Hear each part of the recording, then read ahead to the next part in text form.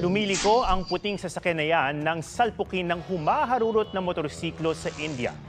Nagliyabang motorsiklo sa lakas ng pagkakabangga.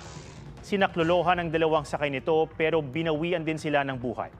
Ayon sa mga ulat, nakikipagkarera ang motorsiklo sa isa pang motorsiklo.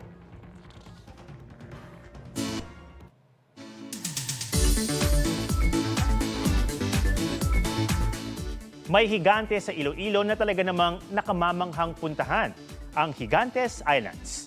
Chita riyan sa report ni Oscar Oida. Panghigante ang serving ng pagkain dahil sa unlimited seafood na pwedeng kainin.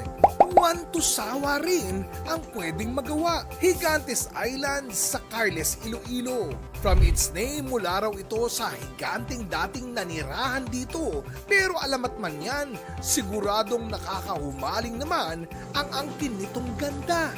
Ang patunay dyan, isang nakatagong natural saltwater pool. Pero we are not gatekeeping this Tangke Lagoon na pwedeng mag-swimming, tanaw ang mga nakapalibot na. Siyempre, mga malatangking rock formations. Island hopping mula sa Kulupandan Islet, White Sand Beach ng Kabugay Gamay. At sa Bantige Sandbar. Kaya from sun up to sundown, tsak gigantic ang pwedeng subukan. Oscar Oida, nagbabalita para sa GMA Integrated News.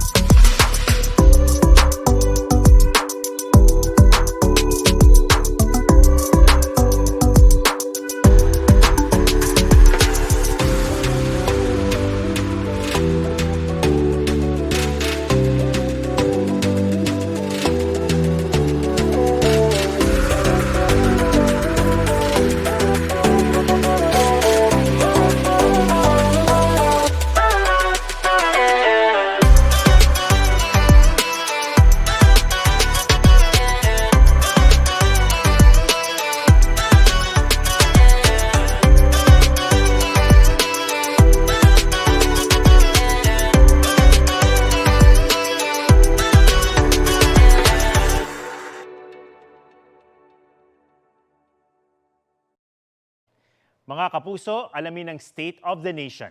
Mag-subscribe sa GMA Integrated News sa YouTube.